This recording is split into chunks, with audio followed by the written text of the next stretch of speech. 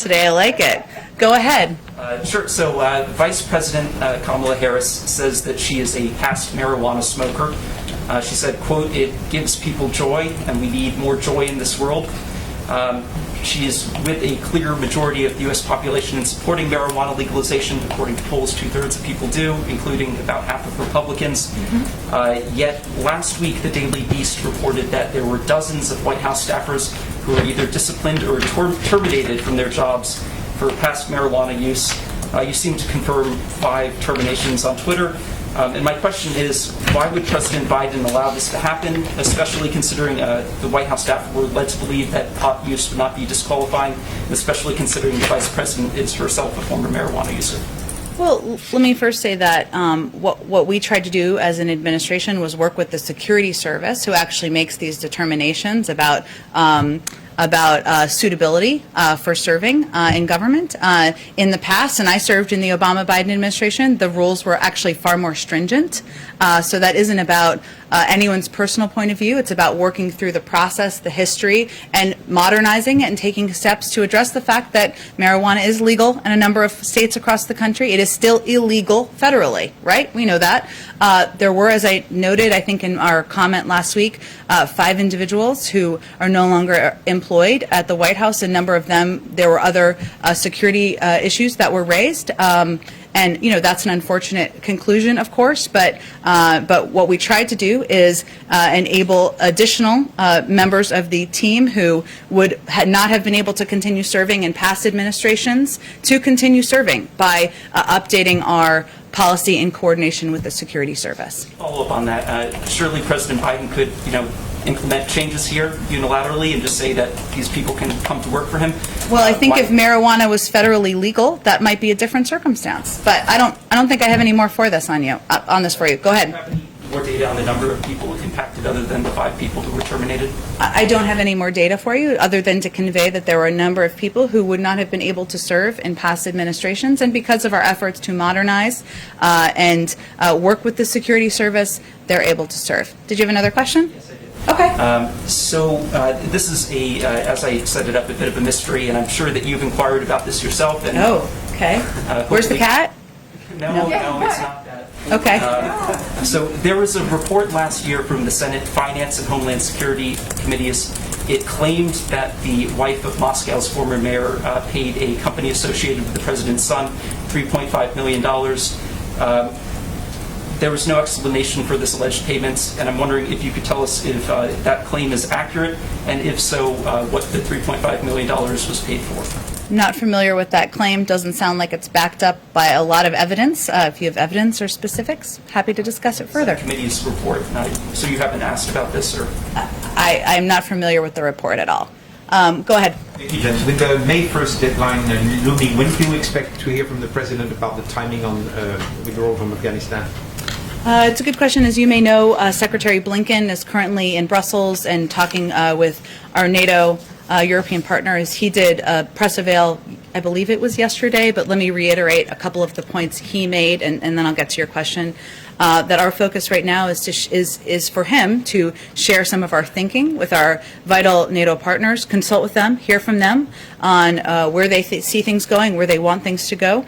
That, as the President had said last week, it's tough meeting that May 1st timeline, and the Secretary of State reiterated that in his remarks as well. Whatever we do will be informed by our allies and partners, but the President is currently discussing, of course, with policy team members on what is possible, and hopefully he'll have an update soon, but I don't have a timeline on that for you. An announcement this week? I can't give you a timeline. It's really up to his own decision making and when he's prepared to talk about that publicly. Go ahead.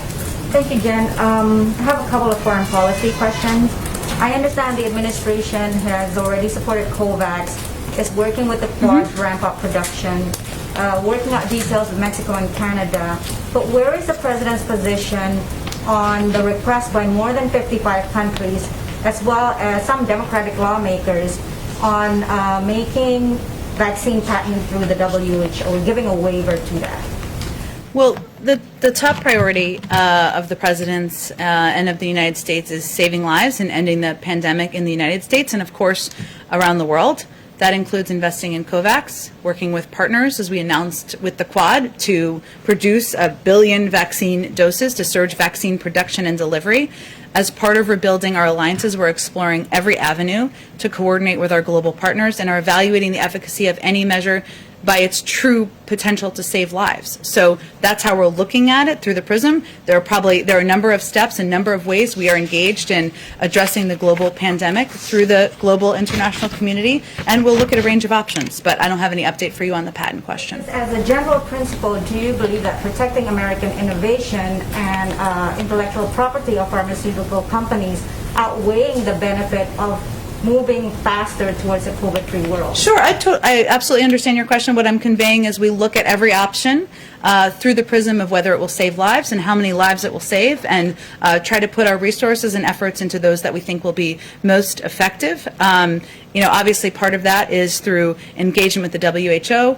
I mentioned our Quad partnership, our meaningful contribution to COVAX, and of course when we can, we will share vaccines as we have already, as we are already doing with Canada and Mexico, but we're looking at a range of options. Right now our focus is on continuing to address the pandemic that is ongoing in the United States, given 1,000 people are still dying every single day. Another foreign policy question, please. So, can you comment on media reports on whether the administration is considering joining a group of South American nations to push back against Chinese illegal fishing? How big of a problem does the administration see this kind of Chinese practice of distant water fishing? And would this be something that you would consider with other regions, including Southeast Asia and Africa? Sure, it is a challenge and a problem, and one that we're watching closely. And for others who have not been following this issue as closely, it is an issue of overfishing in certain parts of the world. It is something our national security team is certainly watching and following closely. I can see if there's more specifics on their engagement to update you on. One domestic question. Go ahead. The question on vaccination for federal government employees. I mean, so far it's been pretty much where they live, right? I mean, if you're in D.C., you follow D.C. rules, Maryland, and so forth. Is there any other kind of consideration from the White House to just expand access to vaccines for federal government employees? It's a great question. I'll have to check with our COVID team. Obviously, everyone will be eligible in just over a month, including our government employees. And D.C. and Virginia have already made that commitment, maybe Maryland too. I don't want to leave them out. So that is good news for every federal government employee, but I can check and see if there's more specifics across the administration about our approach. Go ahead in the back. We'll go back. A couple of questions. First, I wanted to ask about voting rights. The Senate right now is debating its own version of the For the People Act. Yeah. There are a few hang-ups with it in the chamber. I was curious how much emphasis the president plans to put on this, if he will be reaching out directly, or if there's a team from the White House that's working on this issue. Yes, I would say we're very engaged, closely engaged on S1 that is being negotiated, as you said, and there are changes being made, which we fully expected that there would be, as a number of senators, I believe, have alluded to that being a possibility and things they'd like to see changed. So it's working its way through the process. We get regular updates. Our legislative team does, and we remain very closely engaged. And I wanted to ask, Leader McConnell has said that he hasn't been invited to the White House and he hasn't had a direct conversation with the president since the inauguration. I think he corrected that statement. I was curious, because I know previously Leader McCarthy had said that he had tried to reach out to the White House to get an invitation here. Does the president plan to have some sort of big, meeting with leaders from across the aisle where we would see photos of them together and things like that? I'm sure he will. We obviously have been limited on COVID to any events in the East Wing, and at this point we'd be very much in the Easter egg roll preparations, which of course we will not be, but obviously more important, substantive, vital meetings than that. He's had a number of meetings, bipartisan meetings in the Oval Office. He will continue to do those. Those have often been constructed with committee chairs or members with specific jurisdiction. He has a long friendship with Leader McConnell. He has spoken with him.